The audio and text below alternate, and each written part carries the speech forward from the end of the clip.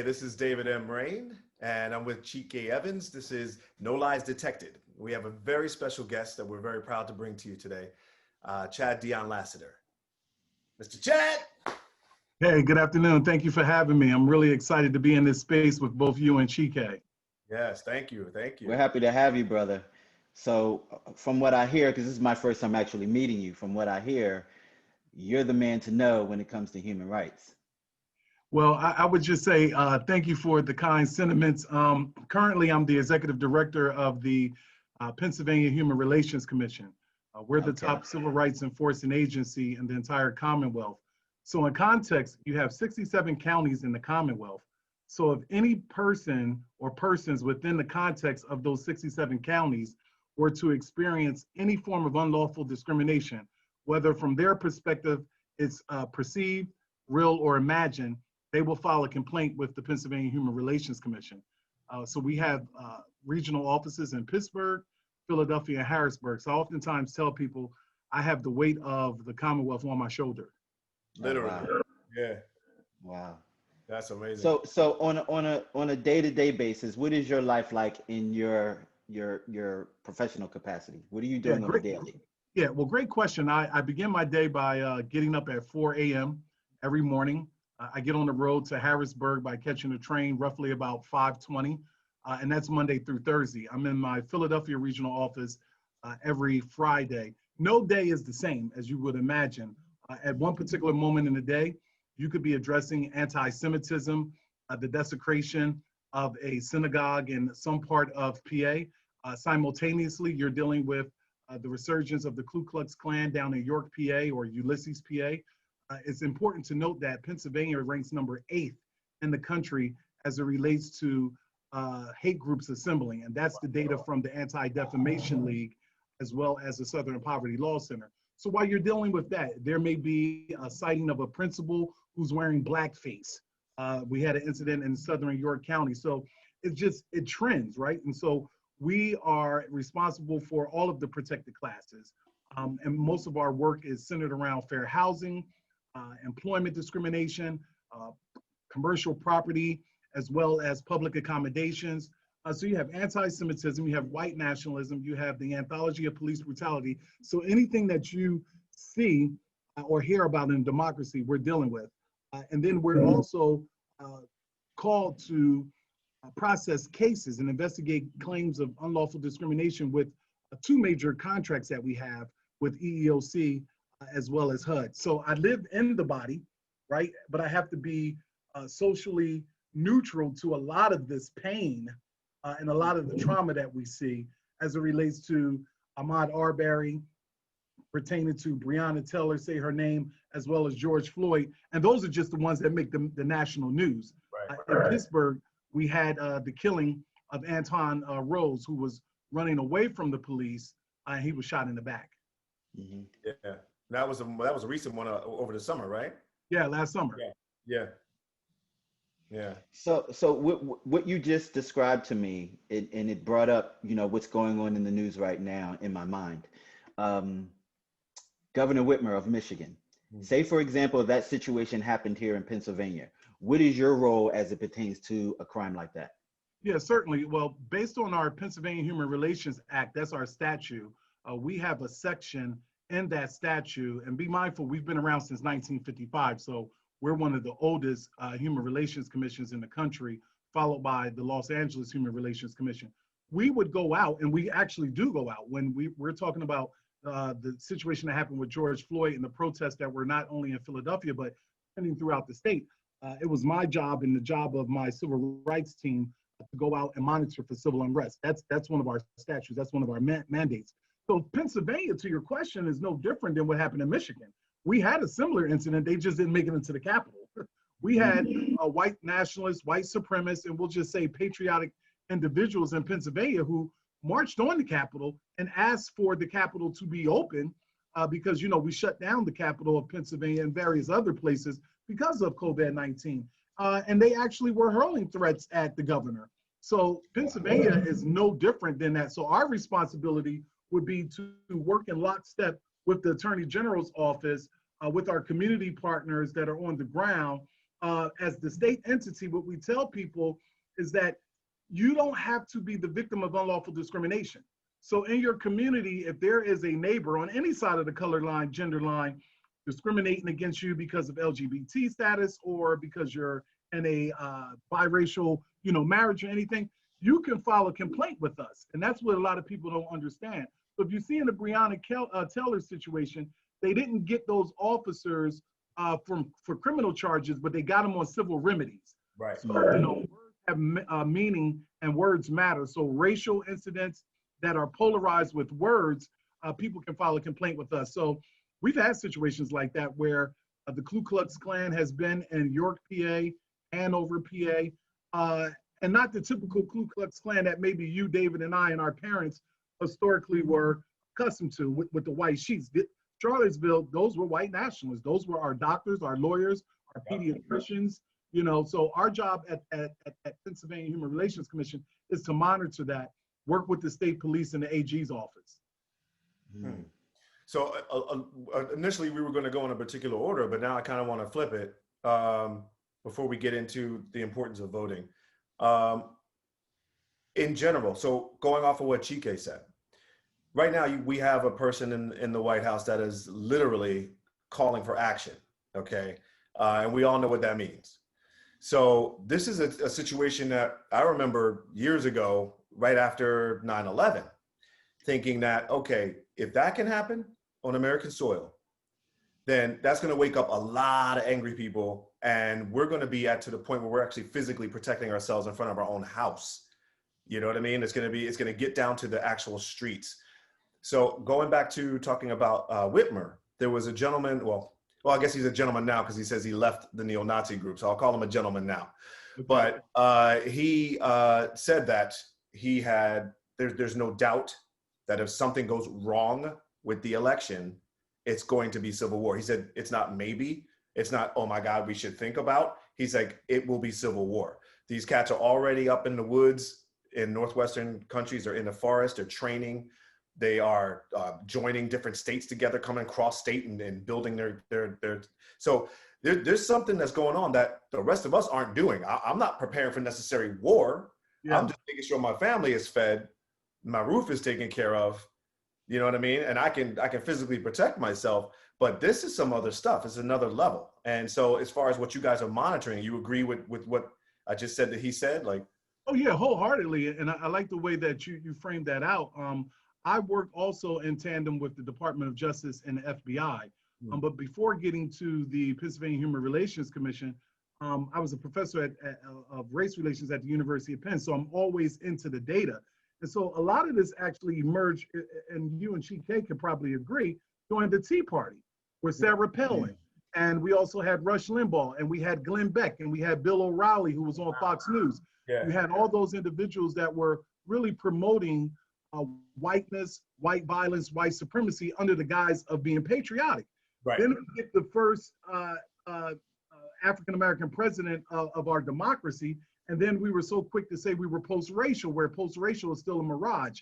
And so you had that vitriol, and you had those violent ideations during that time, where that particular president, Barack Obama, received the most death threats of any president of the presidency, and the Secret Service had to continue to protect him. So you had that backlash.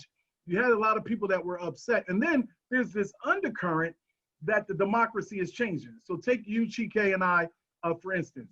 Historically, we may have just trended in relationships with individuals that look like us, but now, because of the aspect of just understanding diversity and understanding that love has no limits, no boundaries, no pigmentation, you could be African American in a committed relationship with a white woman, or you could be same-sex relationship, African American male with the Asian American male, or Asian American Pacific Islander woman with a black woman. And so when we saw the whole protest for Black Lives Matter after George Floyd, what we fundamentally saw were people on every side of the color line, gender line, no justice, no peace, no racist police, and they didn't look like the three of us.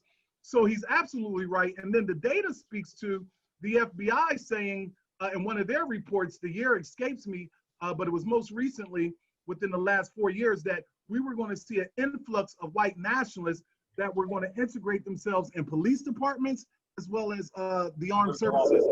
Yeah. So he's absolutely right. And I would just add one more additional thing, David, because you so eloquently stated it. They're not necessarily up in the woods anymore in the Appalachians. Some of them are state troopers in Pennsylvania and Michigan. Some of them are members of the state assembly.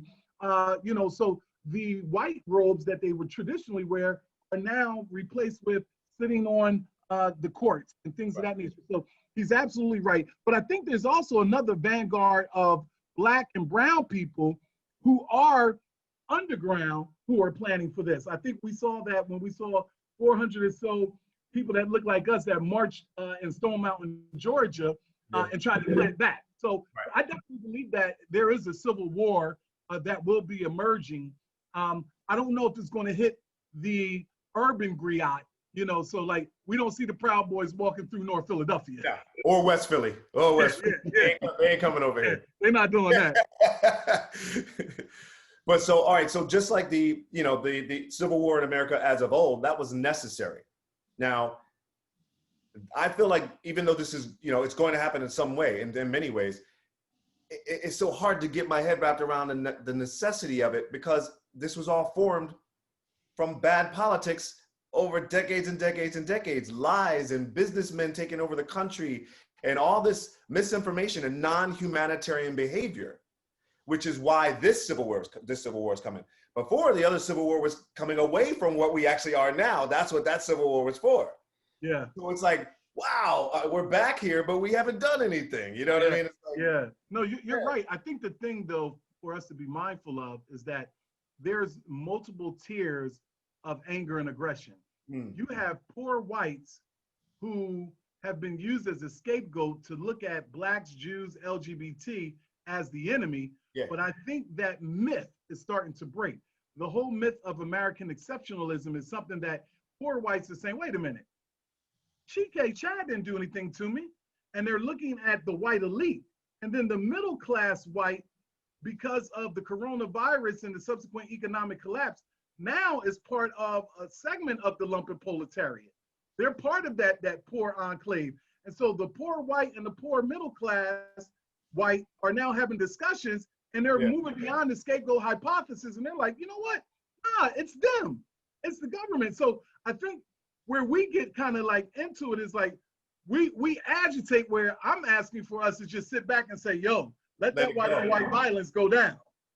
That white on white violence about to go down. That's between them and them, and so, some of us will be casualties, but I think what we're seeing is poor whites are starting to recognize, man, I really have a lot in common with poor Blacks, middle-class Blacks, and others, that the white elite have been doing a number on us. Like when you saw, we don't want anybody, saying that, hey, we're going to kidnap this governor, but didn't have anything to do with Blacks. I mean, like we all should be concerned. But I think that we also have to be mindful that there's a segment of the white population, the militias, the Asian provocateurs, who just fundamentally hate Blacks, Jews, and LGBT and minorities. And we have to be able to look for that. Yeah, because that's not going to change. That's just not going to change. There was something I saw before we got on, and I'm sorry, Chike, if you were about to say something. No, go ahead. You can finish. Go ahead. So there's a meme. I'm going to paraphrase it, but there was a mention that white supremacy won't go anywhere until white folks realize that it's a white problem and that it's not a Black problem. It's not for Black people to attack white supremacy. It's for white people to attack white supremacy, No, you're right, David. And I think that the biggest challenge is, as Blacks, we have to not generalize on stereotyping, but we have to also buy into the concept of being racially fatigued. Because what you just framed out is absolutely right. We have to be the ones that continue in the marketplace and in our individual lives, talk to our white family members, our white colleagues, our white neighbors about, well, read this book, Anti-Racist by Kendi. Read W.E.B. Du Bois' Souls of Black Folk. Read this book by Joe Fagan, The Racial Framework. But it's not our job, right? We're the ones who have been oppressed by the system of structural and systemic racism, and we've been marginalized. So why is it that we need to be in this space trying to, teach people how to become anti-racist? It's their job, and they get an easy pass oftentimes not our white allies and our white accomplices, but sometimes our white allies and white accomplices, because we're doing the bulk of the work. And I think that we have to get to a point where, and sometimes it's pseudo-intellectual, right? When your white colleagues say, hey, Chad, what can I do? Oh, well, right? And sometimes even subconsciously, we need that white validation. But in this moment that I've been in the past 10 months, when my white colleagues say, what do you think I need to do? Use your intellect, use your spirit, you'll figure it out. Yeah. Now, for PHRC, you know, for my staff, I'll have to say, we're going to bring the Anti-Defamation League in to do unconscious bias training for us. And we're going to have a Zoom event that looks at race and context or whatever the case may be. But I think you summed it up correctly. Like, we can't continue to dismantle something that we did not create. It's been 401 years and America continues to look to the souls of Black folk. We continue to put the mirror up to them, whether that's, you know, Harriet Tubman, Sojourner Truth, Phyllis Wheatley, whether it's our Jewish brothers and sisters doing the Black-Jewish relations, doing the civil rights, whether it's Martin Luther King, the names are endless.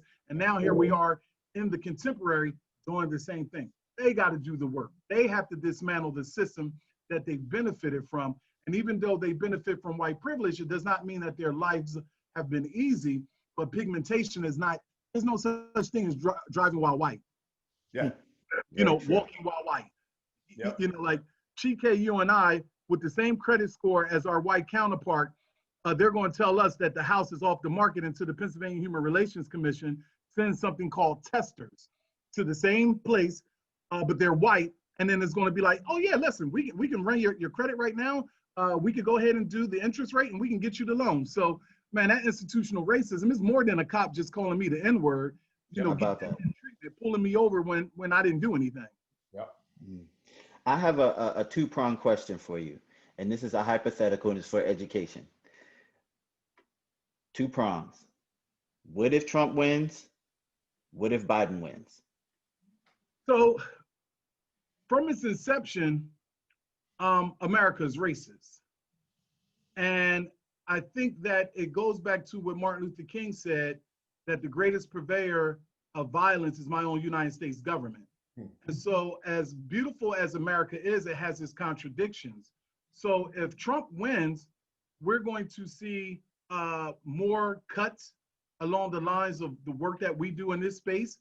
President Trump sent out a memo maybe about 2-3 weeks ago to federal agencies saying cease and detest from this whole aspect of doing critical race theory and critical race training and unconscious bias training, because he said it's un-American.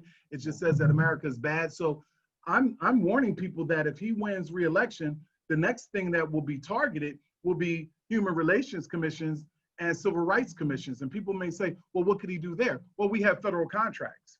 What if he says, you know what?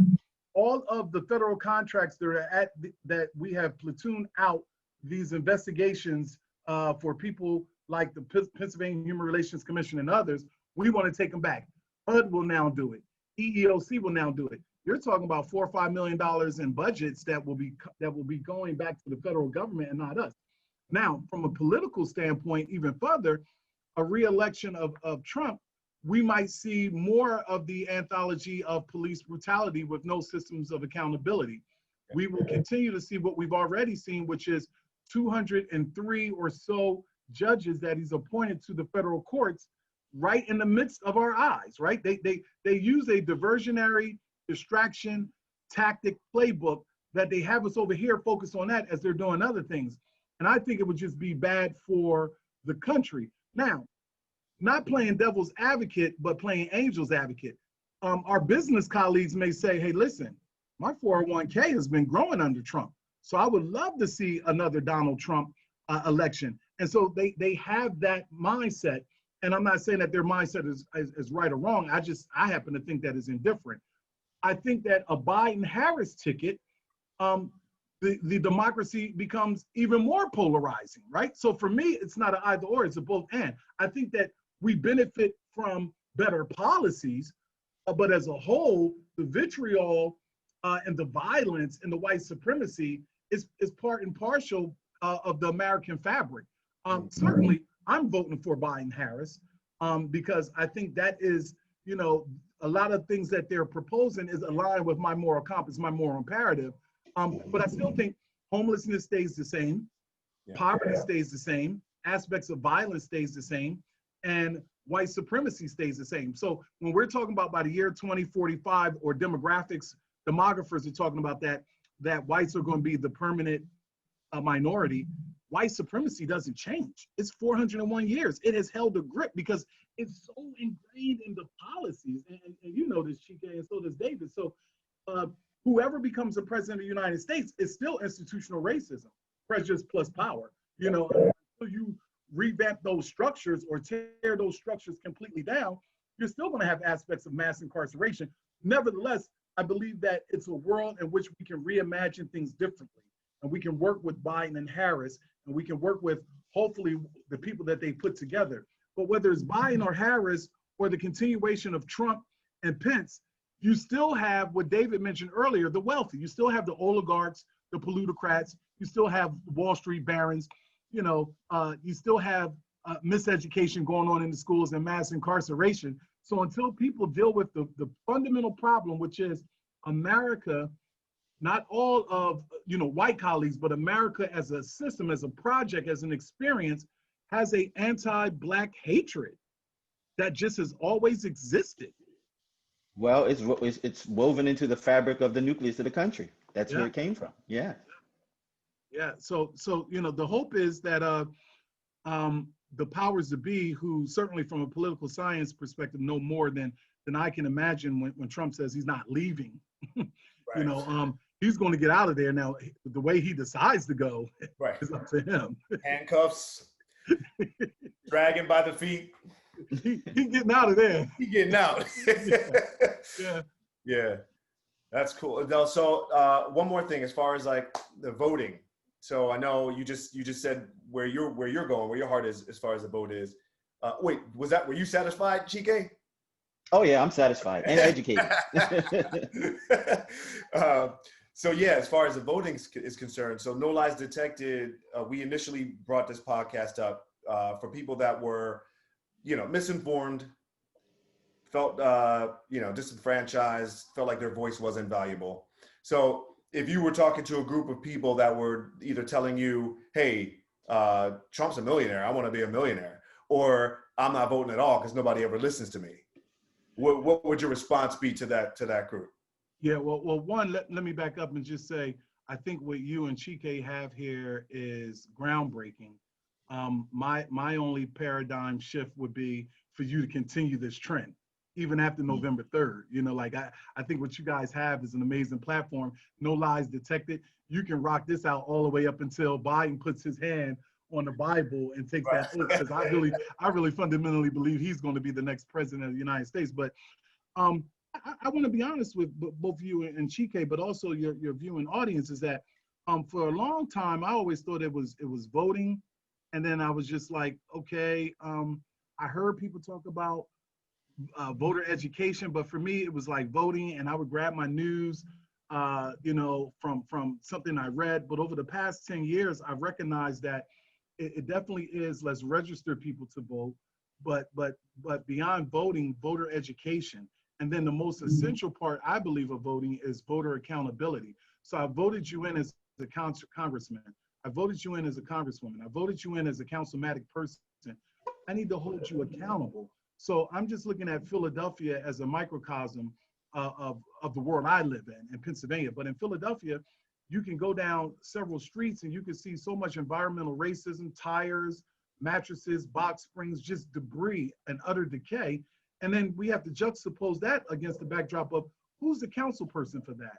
And how do we hold that person accountable? Oftentimes we vote and then it's hands off, you know, and then what we fundamentally believe is, and once again, talking about Philadelphia as a context, that at end of the summer barbecue with Rakim or, you know, EST or you know, De La Soul, we're just like, we're partying.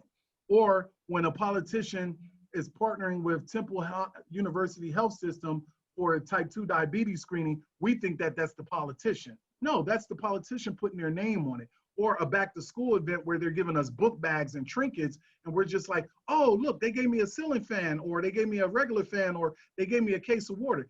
That's in their councilmatic budgets for that. So I would say that anybody that's tinkering, this is not a time to play with this election. This is not an opportunity for you to say, you know what, I'm gonna go Green Party, or I'm not gonna vote. I was very disenchanted to find out that for the first time in his life, Shaquille O'Neal just voted. What the heck? I know, right? Like, And one of my dearest colleagues on Facebook said, well, Chad, you know, let's just celebrate that. And, you know, it's like the prodigal son coming back home. No, no, no. Shaq grew up in Newark, New Jersey. So he comes from the bricks, like in the soil that most of us come from. And then to be privileged like he is, right. you know, Shaquille O'Neal, I mean, to reveal that is just, it dismayed me. I would say that those who are out there saying, I'm not going to vote, I would say, you know, you should vote. You should vote, exercise your vote. But if a person is so disenchanted with the process, we know that we live in a diseased democracy simply because of apathetic people towards voting. There's a lot of apathy around voting. But more importantly, people who are like, I'm going to vote for Trump, and you're black, I think you have that right too. But don't fault Joe Biden when Joe Biden said, you ain't black. That's not my words. And I'm not saying Vice President Biden really truly meant that, but I think something is wrong when you see this man who is xenophobic, homophobic, transphobic, a white supremacist, stand back, stand by. We have fine people on all sides, and we're still debating. If you are black in America, I mean, truly black in your spirit, in your soul, and you fundamentally understand what we've come through and what we've come from, and I'm not saying buy into our own victimization, you should be really thinking about a better America. And you know, I don't think we get a better America with Donald Trump, nor do I believe we blame Donald Trump for everything that America has or is, right? But I would say if you're undecided, I really believe that you need to do some serious soul searching. Nor do I believe this is the most important election of our lifetime. That's just me. I believe that that's what both sides say. And then 4 more years or 8 more years, it's the election of our lifetime. So they always tinker that way. But I don't want to take flack when I say this, but I'm stepping outside of the role as ED of Pennsylvania Human Relations Commission. I believe that people die, our ancestors died for us to have the right. And I think so nobody can say to Chike, you and myself, you know, why didn't you vote? I believe we can go in that voting booth and, hey, I might put in Chad Dion Lassiter, you know, as a protest vote. I just believe that this time around, I don't think we have time to do, you know, engage in protest voting. Right. I think this is a very pivotal time in our democracy. But I want to see the same type of thing, whether it's Trump or Biden. We bail out Wall Street, the auto industry, but there are entrepreneurs and there are minority businesses. And I think that for your viewing audience, and I know hopefully they'll know this, when we talk about minorities and we talk about people of color, we're not always talking about African Americans. There are Asian American, Pacific Islander businesses that are struggling.